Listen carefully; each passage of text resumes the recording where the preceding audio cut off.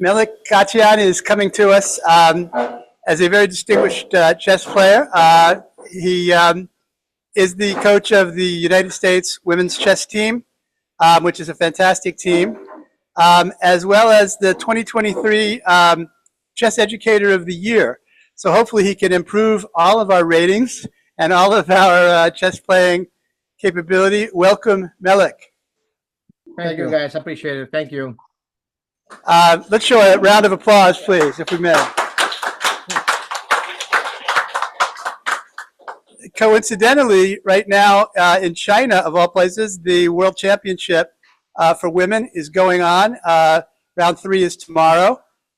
We can possibly talk about that, but I think the big question on everybody's mind is, Melik, as a chess coach and someone who, in your early years, learned from none other than Tigran Petrosyan, I'm curious what you feel are the most important things to learn in improving your chess, and what you learned from Tigran in particular that has stuck with you as a guiding light, so to speak. Well, I mean, I have a long career being a student, being a player, being like a chess coach. So, yeah, I mean, obviously, when I was a kid, I had lucky to meet, ninth world champion Tigran Petrosyan. And it's these days when you have, let's say you have so many opportunities to meet like every chess grandmaster, like either online or like in a person. Back then, back to those days, I mean, it was actually very difficult to meet, let's say, top players, and particularly players who mean themselves like legends. So I got some kind of lucky because I was born in Soviet Union, and one of the republics is called Azerbaijan, and then I was one of the best juniors in there, and I qualified to like Moscow Academy, and yeah, I think I met him like for like in duration of 2 years, 82, 84, before he passed away suddenly. So what we learn mostly, it's about, and what I'm teaching, by the way, most of my students since then, it's about like the logic in chess, understanding the chess, what chess is all about. It's not just making a moves from me to my opponent and from my opponent to me. The game of chess is not a ping pong. The game of chess, it's clearly, it's about like reading the game and combining important ideas, trying to understand the logical chain, trying to build it, and to try to basically like always connect your past with your future. So yeah, it's a kind of more about like art. It's more about science. I mean, that's what we learn. Obviously, like Petrosian, he was himself very competitive personality. But if you look at it for his deep inside, he was more about the creator.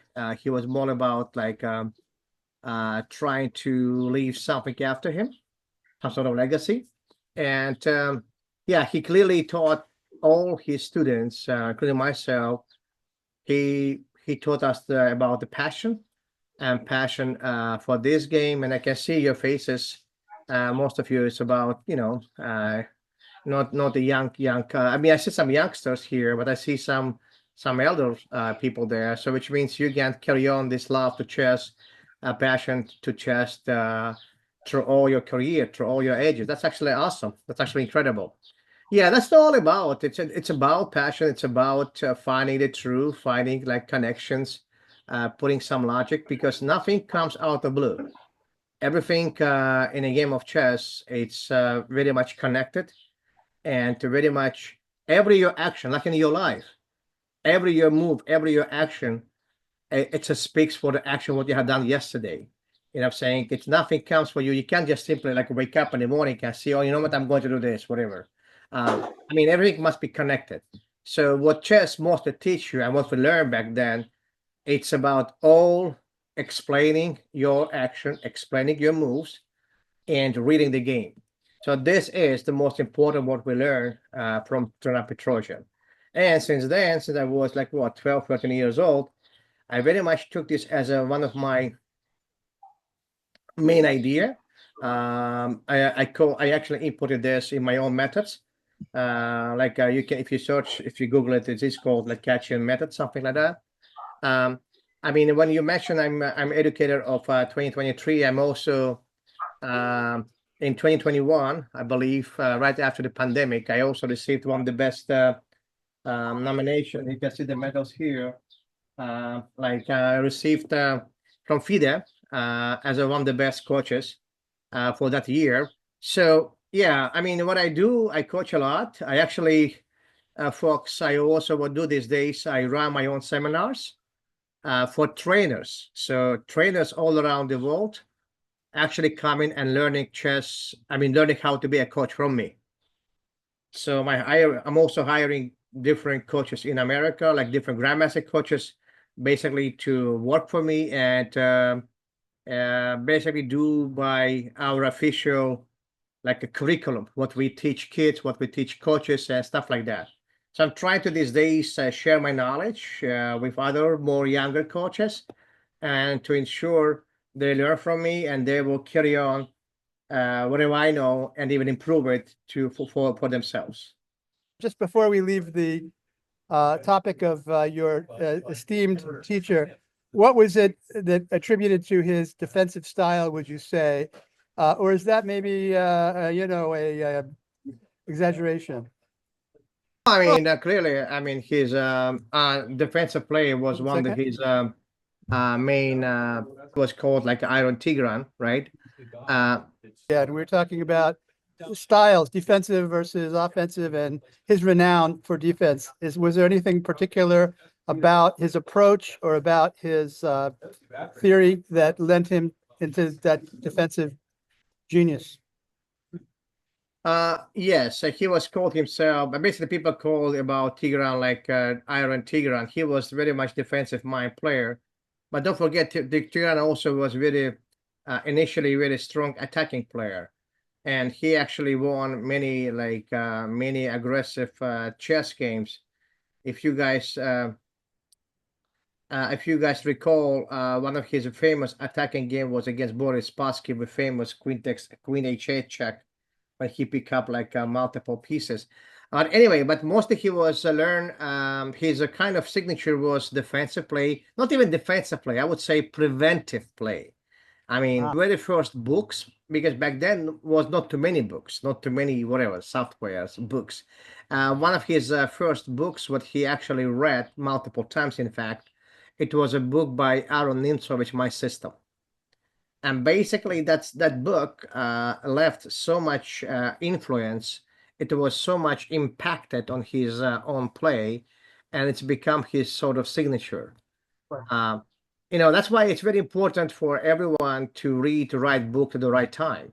And Petrosian was lucky to got this book at the right time, and that book basically like developed and made his mind to be around that kind of style. And if you look at it, Tigran was always about trying to prevent by trying to predict actions before it's actually happening. In fact, when we say defensive play, imagine to be a good defender, you must be a good tactician, because to understand defense way before it's coming to you, I mean, you must be tactically as well equipped. So, yeah, I mean, if you guys will ever search, Google the games, look at the game Petrosian against Pologaevsky from a USSR championship. Actually, a year before he passed away, he was still strong. Yes. Yeah, I remember when he came over to Lone Pine in Arizona. I think that was maybe his first trip to America. And it was incredible to see him play against young Seattle stars at the time. Yasser Seirawan was a young man at the time there. I think Spassky might have also been in that tournament. Yeah, he was. Yep. Tell me about your tournament adventures. Were you competing in Azerbaijan, in Armenia, in Moscow? What were your favorite highlights? Obviously, to get the Grandmaster norm, you needed to be successful in various events. Are any more most memorable for you? Yeah, well, I mean, again, my career always was all about. I started to teach at very young age because it's a part of my life. I mean, when I was in Azerbaijan, like you said, I was obviously purely chess player. But then, I mean, Soviet Union started to get collapsed, and I got refugee status. I left. We had to leave the Azerbaijan, and then I was, yeah. It's a life, unfortunately. So what I'm saying is, when I Okay. when I lost Okay. ability to travel, because we lost very much everything in there, and I couldn't travel, so I kind of set up myself to be a locally playing person and coaching a lot. So that's why my career of coaching became very early, and that's how, by the way, I found Leon Aronian at age of 18, 19. I met. Keith Aronian, and you're saying to me my memorable moments in my life. It's one of them. It's obviously like finding this kid and then working with him. And thanks to, by the way, their family, they also helped me to travel in certain tournaments. So thanks, let's say, to for our sponsors back then, I was able to win my first big tournament that I won in my life. It was 1996 in Moscow, Russia Cup. I tied for first, and that's where I got my first grandmaster norm, like you said. And then another big event I won 2001, by the way, when I came to America. My actually first tournament was American Cup. It's always memorable for me, sweet memory, simply because my first car I bought right after American Open. Maybe the only grandmaster who should have been a world champion, who wasn't world champion yet. Let me ask you about Carissa Yip, about Alice Lee, the other stars. Alice is seems like the new Caitlin Clark of of women's chess. I mean, I know she just won the second American Cup in St. Louis.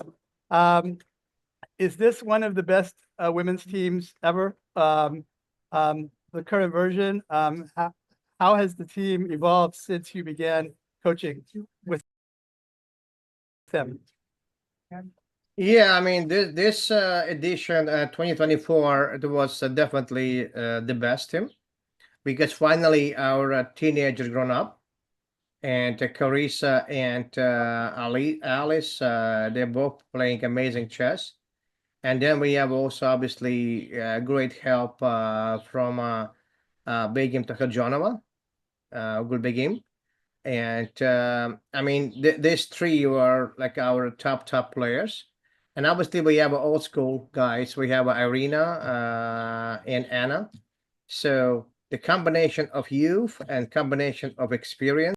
And I mean, I thought we actually missed some chances, because I thought we definitely had a chance to compete for like a silver or even a gold. But unfortunately, we kind of lost our chances in round 10th when we basically like didn't beat India. So clearly winning match, but I mean something a little bit didn't work out, yeah, and that's enough for not winning the event.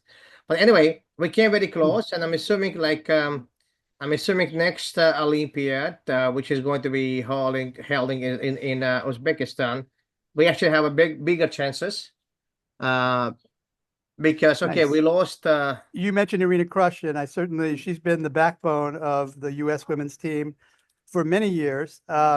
Has she achieved the GM title versus the WGM title? First woman who achieved grandmaster without W saying, it was Georgian grandmaster Nona Gapardashvili.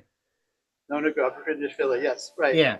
So there is not too many women who had achieved the grandmaster title, but whoever achieved, meaning they pass all required norms. They basically like competed in tournaments, and they had achieved the title. Currently in the United States, we only have one grandmaster among women's. We have Irene Krush. She's the only one who is holding this title. We had two, Susan Polgar, but Susan Polgar a couple of years ago, she switched federation back to Hungary. So I mean, despite of living in other state mostly, she's not representing United States anymore. So she is under Okay. Hungary flag. So anyway, Right. but as of today, officially, United States has only one woman grandmaster who is holding title of grandmaster. This is the difference. Now, how do you answer the difference? It's all about the ratings. So for you to understand, average woman grandmaster rating it's a 2300. Average man grandmaster rating it's a 2500. Okay. So we talk about like a roughly 200 points difference. What about international master or IM? When I read about Alice Lee and perhaps other members, the IM I don't believe has a W in front of it. Does that mean that she's WIM or IM? I mean WIM it's about 2200. Man IM it's 2400. Same story. Okay. Plus the FM same more 2100 versus 2300. I see. I see. Okay. It's always about different men. Okay, it's not like a man is stronger necessarily. Obviously, we have some exceptions. We have Judith Polgar, like a pure example for it, when she was competing men, and she never compete among women. She never did. She always competed among men, and Okay. she basically got very much man mentality, and she was competing. She was holding. I think highest rating was something around like 2700 plus. She was in the top 10 in the world back then. She was competing all those greatest players back then. Topalov, Gary Kasparov, Vladimir Kramnik. She played all of them, and she had actually quite decent results. I believe she had some losses, obviously, but she also had some wins against every single top player. So she was tough. She was tough. But again, cases like Judith Polgar, it's more exceptional. It's more like extraordinary.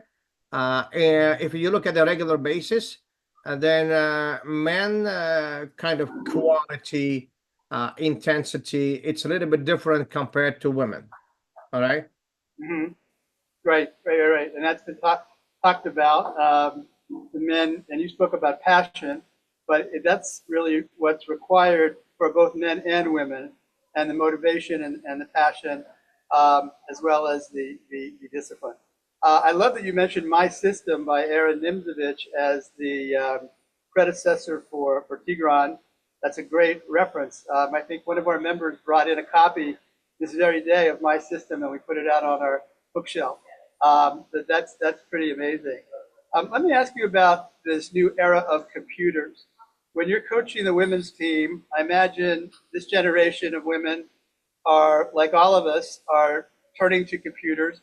But in your generation, you probably were not, looking towards chess-based and others.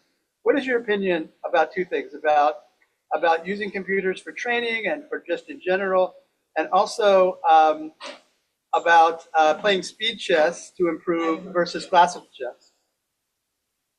I mean, it's not like my opinion. I mean, computer it's a part of our life, same as a phones. You can't at this point. It's way too late to eliminate that. It's already like part of your life.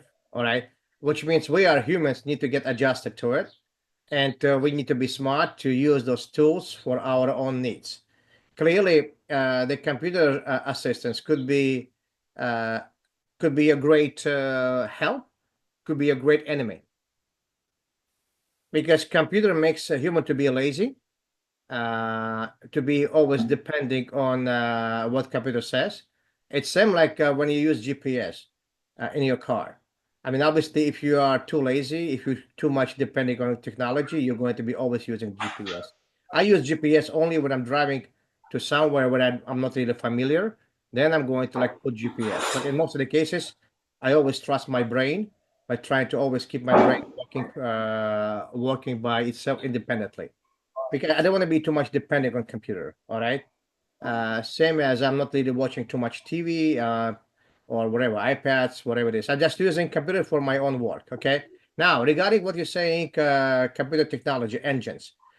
Yes, we do use engines for our analysis, simply because on a high level, when you talk about Olympiads preparation, some opening lines goes quite deep, and to analyze them properly, to analyze them with good quality, every good team they have access to a supercomputer, which means if you don't have it, you have the disadvantage.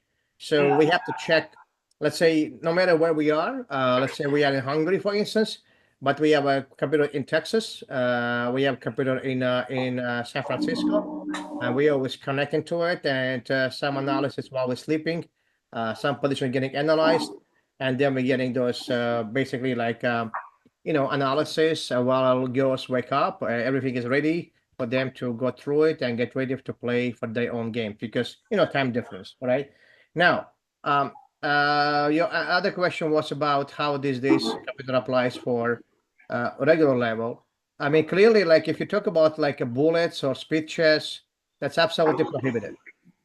For most of the players under, let's say, average 16, 1700, this is the biggest enemy. Because if you do play too much spending time by going over those streamers, watching those streams, or playing bullets, particularly bullets or speed chess, I mean, how you can play blitz, how you can play fast game if you have no idea how to play chess? You need to learn this first.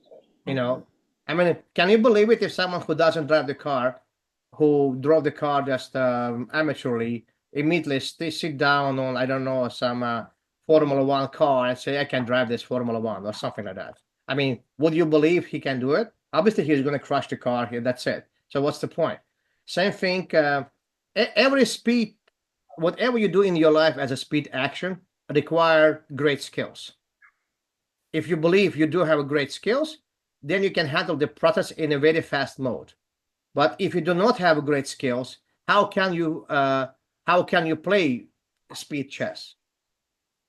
You Right. must stay Right. as far as possible from it. Yes, that makes a lot of sense. So Yeah, it's a let, logic. It's let's a pure check. logic. Let's just and now we're talking about rapid chess, which is a happy medium, maybe. I mean, that is what are the time limits that you're playing in the Olympiad? No, it's a professional. Olympiad always goes two time control, 90 minutes, 30 seconds increment from one move one to 40 moves. And then after 40 moves, we have a 30 minutes and 30 seconds increment continue. So very much you always play from move one, 30 seconds increment, but there is always two parts, two time controls, 90 minutes and 30 minutes. Got it. That's these Got it. days it's most classical time control, which you see most of top tournaments, most of official FIDE tournaments, world championship matches, candidate matches, all of them mostly goes by the same time control. In 90 per 40 moves and 30 minutes sudden death. But in the Okay. meantime, you're always getting like a 30 seconds increment. Right. Right. And I was saying, no, I think rapid chess is Game I don't 25. know. That's game. Yeah. That it's between what 15 and 25, or as Well, I mean, official recognized FIDE time control for rapid. It's a game 25 and 10 seconds deal. I mean, 10 seconds increment. But sometimes some tournament they also do 15-10. I see. Very, But very 15-10 is again 15-10 is not official. 15-10 is more like for online. It's kind of for online stuff. Whenever we talk about like a rapid tournament, let's say in New York, for instance, like I mean official FIDE time control, you can check on the regulations in the sure. handbook. It's a 25-10, but a kind of second adopted time control. It's 15-10 as well. Let me get to a practical level here because I know everybody in this room wants to improve their chess, and you are a great chess trainer. Do you think that as a training method that doing chess puzzles, clearly there are a lot of puzzles on chess.com, or studying openings or end games, what emphasis would you, if you could choose between those three or other methods, do you recommend? Well, it's a difficult to say. Chess.com, it's not a puzzles. It's a flashy positions. It doesn't teach you much. It's for fun. Chess.com puzzles. If you look for puzzle rush, puzzle battle, puzzle survival mode, whatever it is, it's entertainment. It's nothing inside as educational. Maybe it is like a 5% of educational or 10% of educational, 90% your time wasting.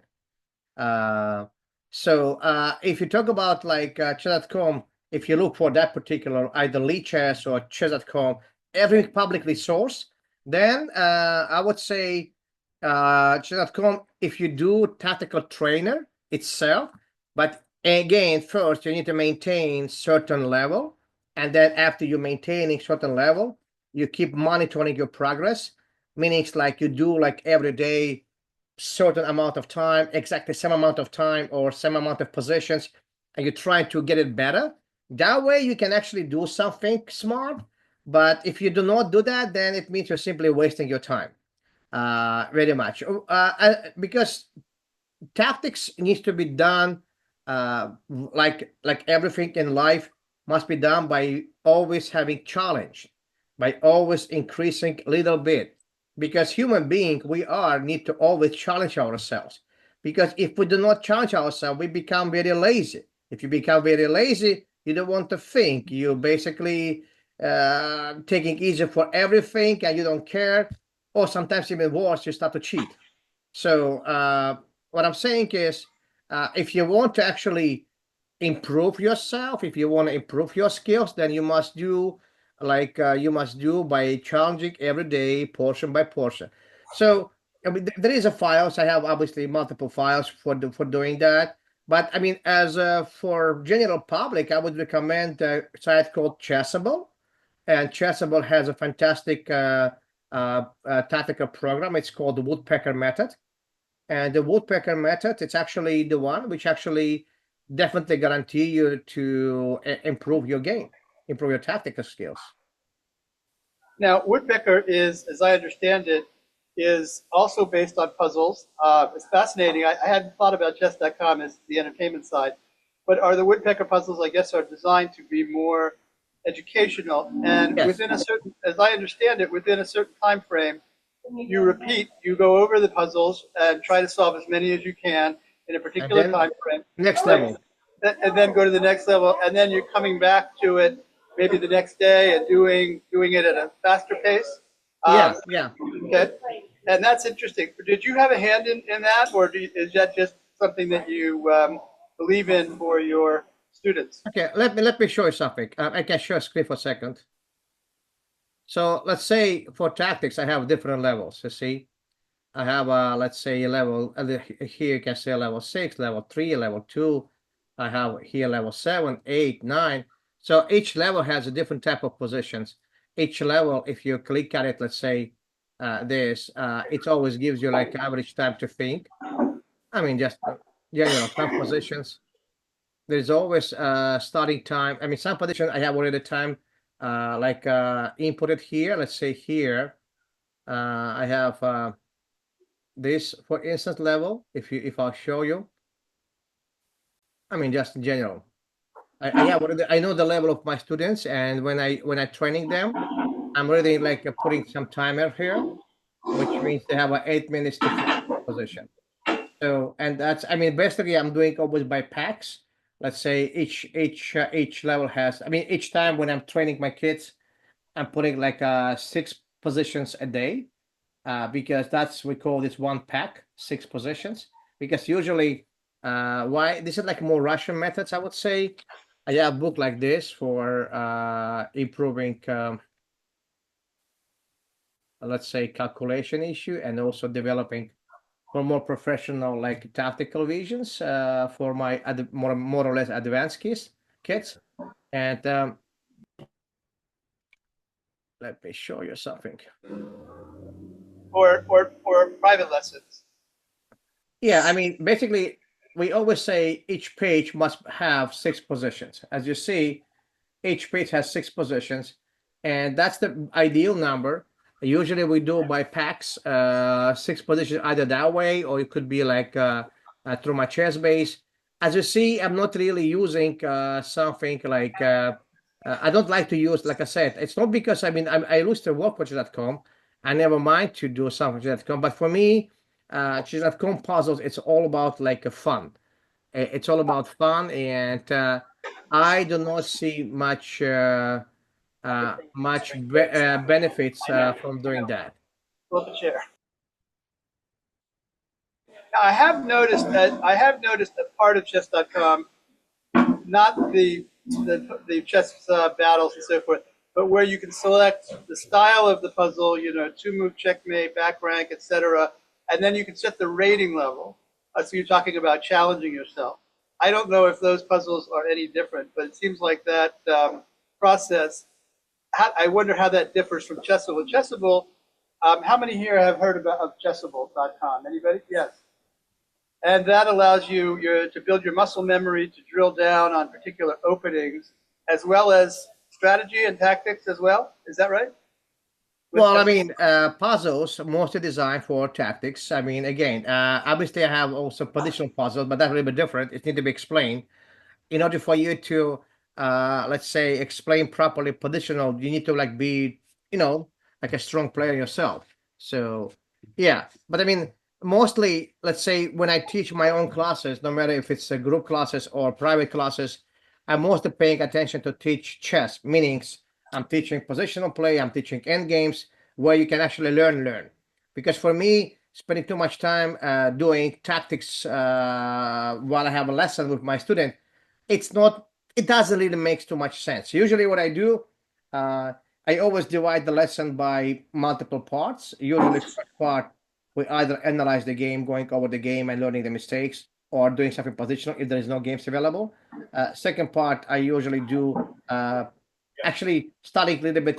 If there is no games to be go over, then first part I'm doing like a warm up, which means like a one or two or three position of tactics for level of my student, a little bit challenging. Then I'm actually teaching actual material, meaning I prepare some interesting like a game or positional play for my student.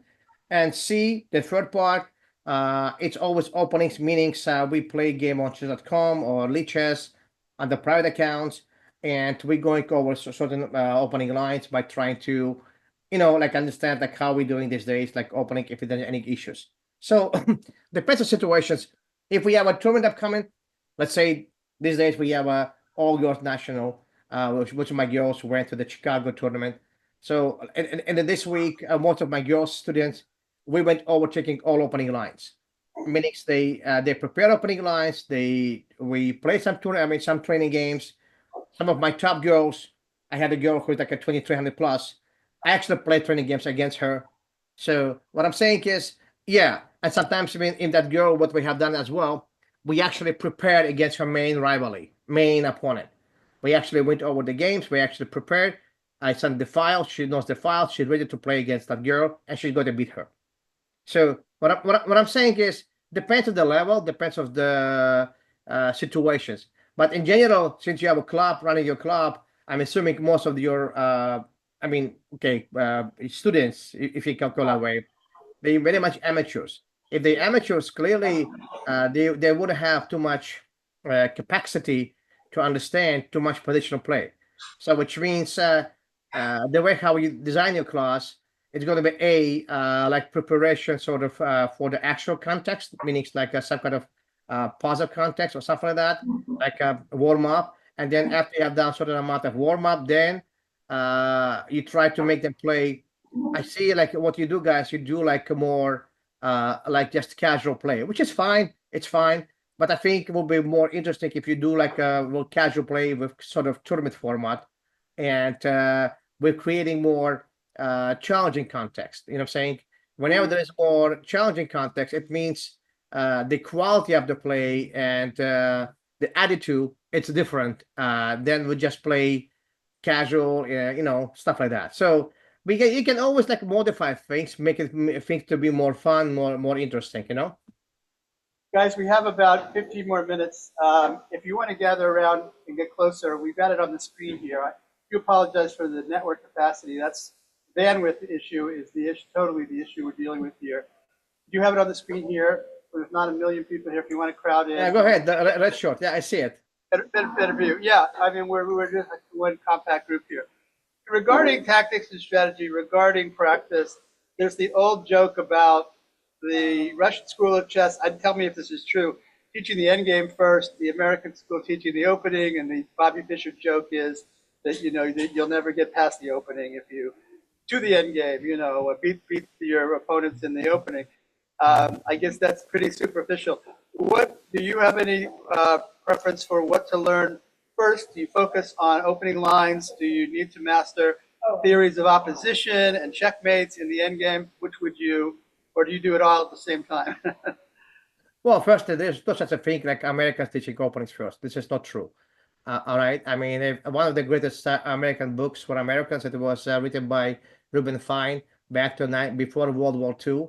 It was actually all about the end game. So, idea teaching reversed from the end game to the opening. It's coming actually from Capablanca, from one of his greatest book, my greatest chess lectures, and then basically the Russian school, as you mentioned, under Botvinnik, they took it as a formula and they start to teach chess. The idea why it's that, it's very simple to explain. Like I said, the game of chess is very much logical.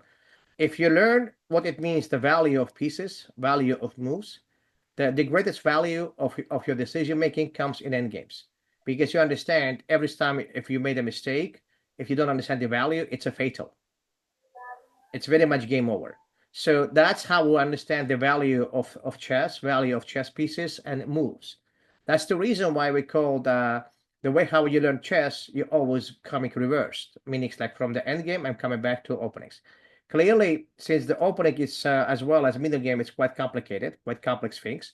So whenever you are, I mean, not educated, not strongly educated, not strongly equipped, your openings must be simply shredded. You cannot play too much like expanded opening repertoire. You must be quite focused on I would say decent opening choices, something like, as we say, fundamentals. And then what you care about like playing them, I don't know, casually, like over the boards online. What I'm saying is you need to practice in order for you guys to understand, more or less understand the opening ideas. You must roughly play about 50 games per each opening. Only when you play about 50 games per opening, then only you can open your eyes and understand, oh my gosh, I see something, I see, because it's a how your brain registered. I'm saying, in order for your brain to register certain patterns, it need to have something like a loops. It has to go over like a certain amount of times. Only then, when you have went there multiple times, then you're going to understand, oh, all right, then, okay, that's how I should play this, that's how I should play that. What I'm saying, that's how it works. So typically for kids, I'm doing this for kids under 1600. Most of my kids, if they are coming to me, they do not play many openings. They play very much each opening for each move. After 16 to 1800, they a little bit adding something. An actual, like as I called, baby born process, meaning it's like every year they're adding opening choice. It's come one day around like 1900, 1900. Then baby born process start, meaning every year one opening born on white and black. The idea, when you are 2200, like I said, average, when you are a master, as you call yourself, a master, you are master to play multiple type of positions. Right. When you're an expert, you play few type of positions. And see, for me, I don't know why American calls expert. I don't understand this word. For me, everyone except, before 2200, they're amateurs. Yep. Yep. For me, either you're amateur or you master. That's it. Uh-huh.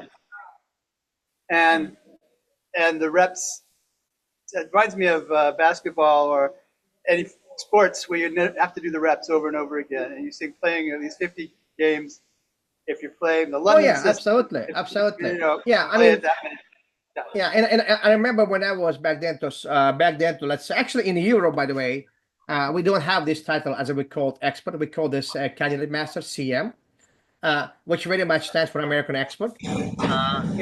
So, but again, you you start to consider like adding something and concern about openings when you're at least 1800. Yeah, interesting, interesting. Um, so in regards to openings, we have a player here that plays the Grob, which is on for half a jest. And sure, he's played it 50 times. Have you, Eric? At least 50 times. You More than know, I'd like. again, That's a again, guys, novelty. it's up to you. Up to you.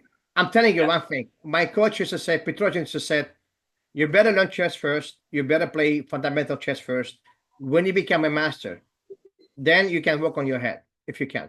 Fellow, they got 6 months later. They met and the player said, "Do you remember the game we played together?" And the person that gave the title did remember the game and the position many months later. We're just wondering if that kind of memory and recall is typical of a top player. Oh yeah, that's easy. Actually, we have a professional memory which we developed over the years. Uh, I mean, I think average player, let's say myself, I can play, I would say between 4, 6 boards blindfold easily, the games, and I remember them and then basically reconstruct them. I mean, I think I used to remember like my games in a whole year, which I played. Now maybe not anymore, but I mean at least let's say I played tournament like a week ago. I can probably show to you all games which I played Wow. without like looking for score sheets or something. I mean because it's very what we need to what we teach what I teach every game what you played it's a part of your life. It's a scar on your face, I would say. And basically this is part of your life, this is part of your emotion, part of your emotions, and this is you lived in that moment while you play the game, which means every game, every move what you played, it's a part of you. You have to remember it, because if you don't remember your own game, it means you never really had a passion to it. It means you're simply wood pushing. That's it. Yes, yes, that's amazing. That really is incredible, and it plays back to what you're talking about playing just for fun is one thing, but playing it more seriously at a slower pace, different time uh, table, and just having the focus and concentration. Um, we've learned a lot, Melik, about building repertoire, playing the number of times, about some great resources like Chessable, which I think we will check out. Um, by the way, where are you? Where are we connecting to you? You mentioned driving a couple of times, GPS. Are you in the Midwest right at the moment? I live in Glendale, California. I'm Valley, yeah, and yeah, I have my own academy, FIDE Indoors Academy. I teach online. I used to have the office La Crescenta, which is like close to me, but I stopped doing that. These days, I don't have a time. I'm just teaching like every day. I have like I think I mentioned this to you, Larry. I have like a shift like 6, 7 hours every day. Yes, yes. Yeah. That's incredible. I also have I have a one group every Monday, New York kids, um, like every Monday for past 3 years. They all grown, by the way. It used to be like a 1400. Now they're like 2000, 1900, 2000 within 3 years. It's only group lessons. I have like I added like Mexican class for Mexican kids. This is Friday. I have also class like a like Asia, Singapore, Thailand.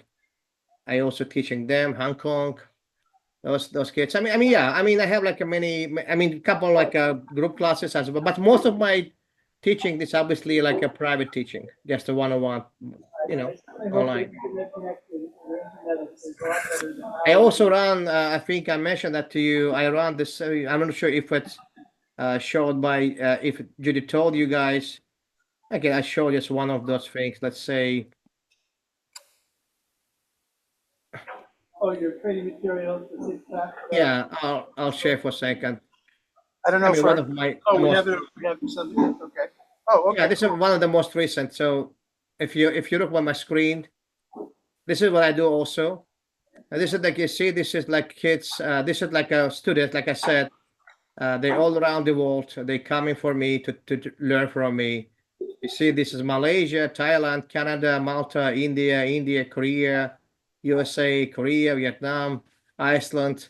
So what I'm saying is, there's professional coaches coming to study with me, and they learn something from me. So, and also, if you see with the top screen, this is who I hire as my students. You see Elsa Diabadi from Charlotte. I have Sabina Fashor, Kiki Chen, Michael Antipo from St. Louis. So, yeah, I mean, this is what happened. I mean, I Yes. teach not only kids, not only adults, I also teach professional coaches for them to become more professional, to come for me and learn from us. Because what I'm holding, it's called FIDE Senior Trainer, which means like it's like and I'm not saying I'm Magnus Carlsen in chess, but and I'm among the chess coaches.